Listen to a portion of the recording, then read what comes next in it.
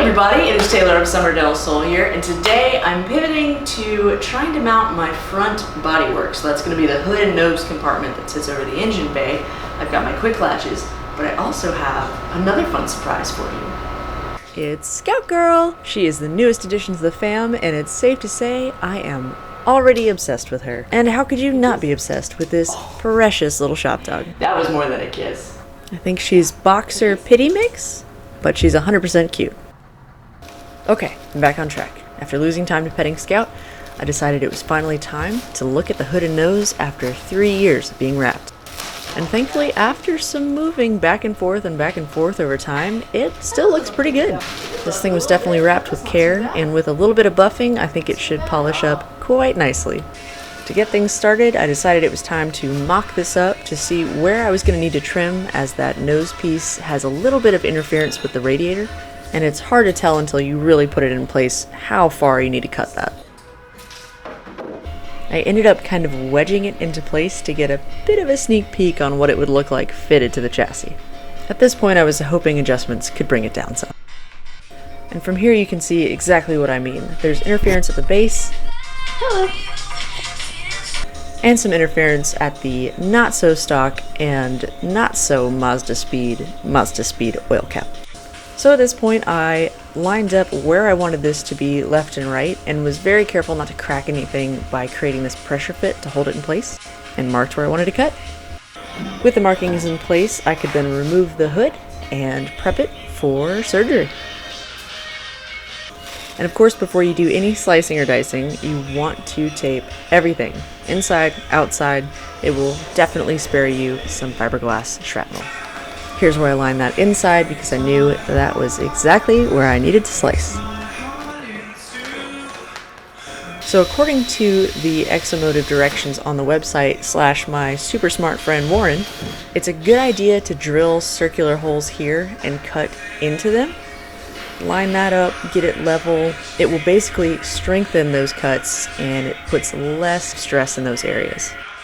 Thankfully, this part isn't all that visible, so you can kind of hack at it. And hack at it, I did.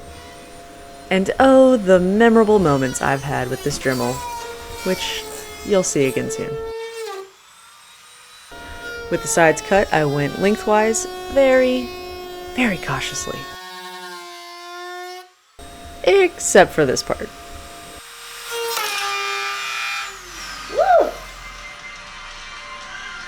What was that? Oh, it was the Dremel. Thankfully, I remained unscathed and was able to remove this tab. Oh, like a glove, but not the OJ kind. With clearance in the front, that does allow the hood to sit exactly where it needs to be, slightly overlapping this front bar. So with the hood now mocked up, I'm going to take these mounting tabs to the front of the nose and try to create a bracket with some janky engineering to create a pressure fitment for the front.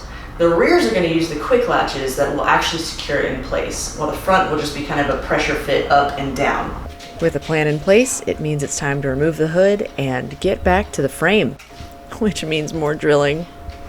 Okay, so after referencing some pictures that I've seen from my good friend Rick, what I'm going to do is just take that aluminum, run it laterally here, and have a slight bend in this area, and then copy again what he's done here, run a bar up. It's going to sit a little higher so the top of the hood is supported, and have a slight slant and a little bit of padding on top of that. So I'm not really using the hardware from Exomotive on this, just to kind of prevent using screws in the front of the nose area, and just, like I said, run a lateral one and a horizontal one, and then a vertical one with a little bit of angle and some padding that should hopefully keep that nice and snug. The strategy seems sound, mostly because it's someone else's, but here we go. And to be frank, I am eyeballing this. If you end up wanting to go this route on your Exocet, I'm happy to measure where I made the bends and cuts, but I'm going to let you watch and see how much of this hot mess you want to copy. In my own defense, I did make sure each tab matched on both sides.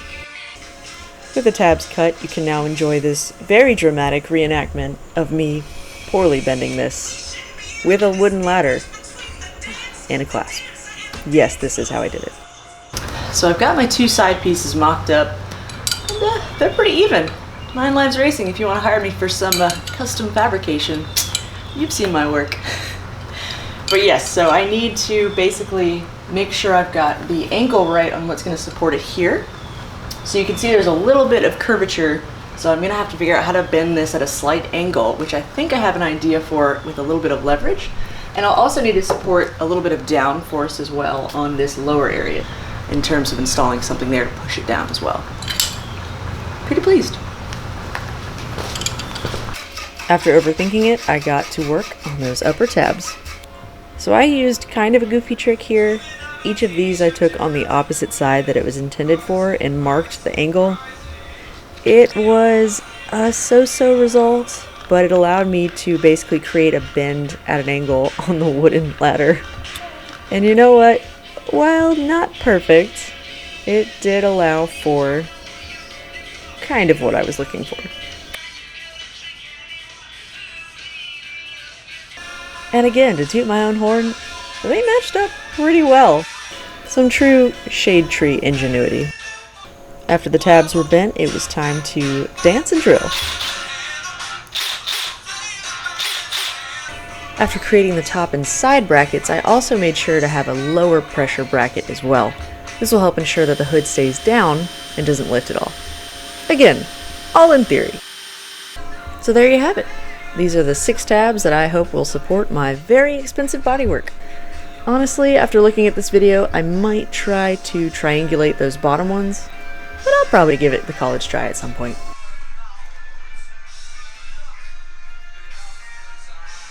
With the brackets in place, it was time for a well-deserved puppy dog break. Let's see if I can find that itchy spot. Okay, playtime's over. Now, the test fit. And it's pretty rough. I clearly have a lot of gap up front and not a lot in the back.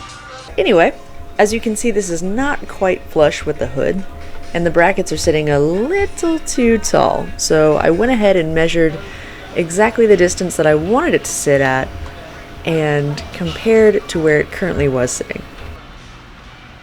Which means taking this off one more time. I was able to grab some tools and just kind of bend this with a little bit of leverage. After bending the frames, I marked the location on where I wanted to drill, and in some cases I had to cut a little bit off. So I glossed over this, but after chopping the brackets and re-drilling them at a lower level, the hood now sits much more nicely than it did before. Yes! And after test fitting, again, I found I didn't like how this sat on the sides, so try to get it a little bit more flush. Now that all of my brackets have been thoroughly and very mathematically eyeballed, it's time to start prepping the hood. With the hood fully taped up and prepped, I could move on to the Aerocatch mounting points. These 2 tabs are where your pins will be mounted, and the foundation of your initial drilling point. With that said, it's time to wiggle this guy in. The top nut will sit below the rubber buggy bumper, and a washer will sit below, just above the tab. And with that, I really did just kind of wiggle it in place. So once again, I eyeballed the position and adjusted it 17 million times. So in theory, the pins are at a good height, and now it's time to mark where I need to drill. I did this by getting my mom in rollers out of frame, having her hold the position on the hood, and putting a touch of grease on the top of the pins. My mom did threaten my life if I showed her with hair rollers in, so at least for now, my life is safe. But for the record, I have the footage. No. She's gonna kill me. But anyway, I got both sides marked and it's ready to drill. Further? So as you can see, I fat thumbed it a touch.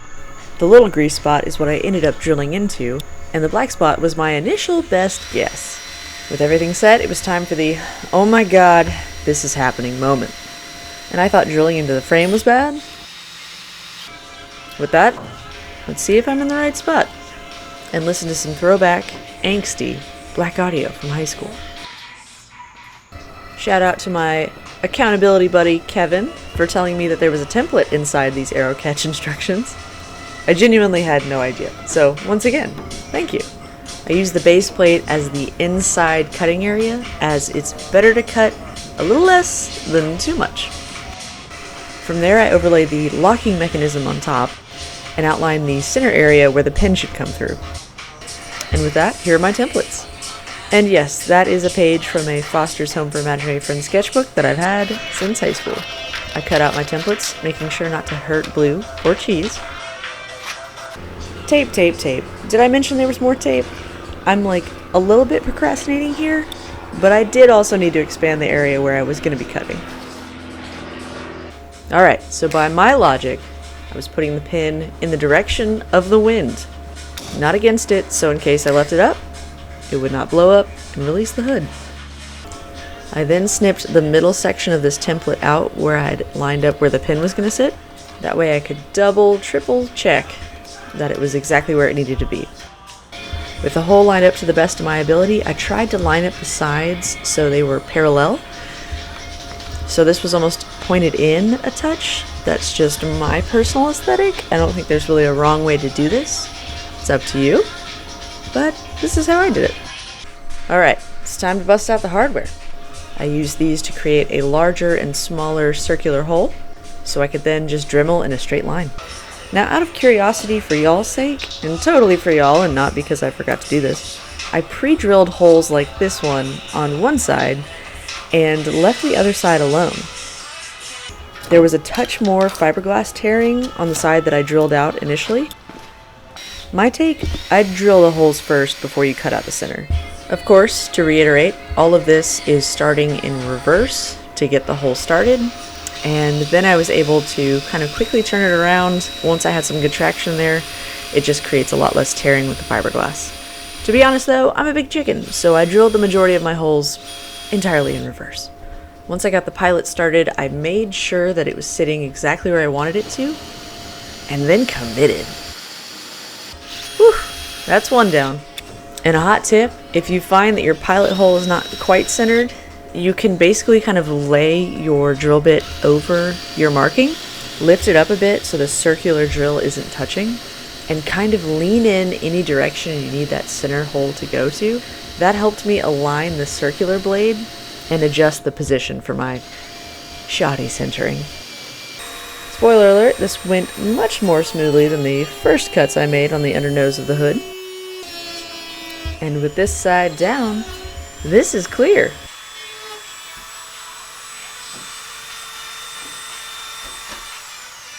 So as I mentioned before, it is much better to cut a smaller area than it is a larger one.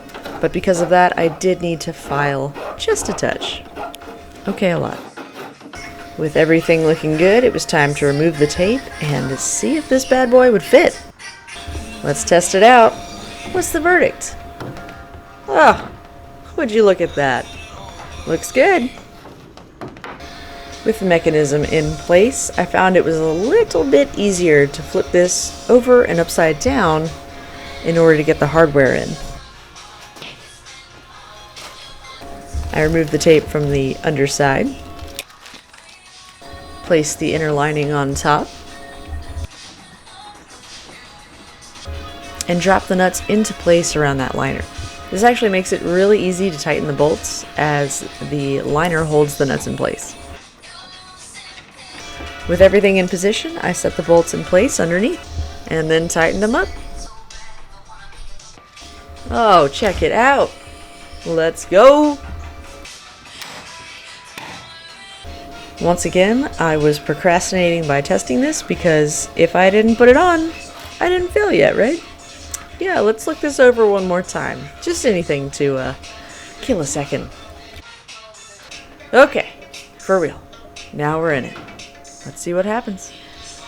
Insider advice, it does help to have the Aerocatch open in order to make sure it fits. I know, trade secret. Don't tell everybody. Oh, that's one. That's two. No way. So at this point, I was a little terrified. It was off by a hair, but Yes! success. How can something so simple be so beautiful? I could cry. I'm so glad it's over. Thank y'all for your patience on this one. I know it's been a hot minute. Been a lot going on lately, and this was a long process to make sure I wasn't doing something wrong. And frankly, that could still be the case. But, as always, thank you so much for watching and following along. I really appreciate you all. Your kind words mean the world. And I'll catch you next time. I will totally kill you. Alright, her. Okay. Sweating. Okay. Okay.